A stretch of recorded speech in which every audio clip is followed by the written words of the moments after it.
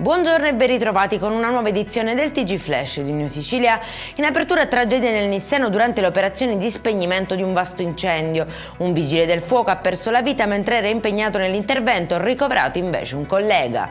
Maxi operazione antimafia nel Trapanese, Carabinieri e Procura hanno eseguito 12 misure cautelari e iscritto nel registro degli indagati altre 16 persone, tra cui 9 minorenni.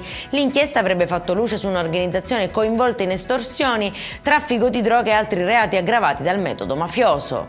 Ancora sangue sulle strade siciliane, un ragazzo di 17 anni ha perso la vita in un violento scontro frontale tra una moto e uno scooter nel Trapanese, altri 3 giovani sono rimasti feriti e sono stati trasportati in ospedale. Casa famiglia chiusa a Belpasso nel Catanese dopo i controlli dei carabinieri, 13 anziani sono stati trasferiti in strutture idonee dopo il riscontro di gravi carenze igienico-sanitarie e strutturali, il titolare è stato denunciato.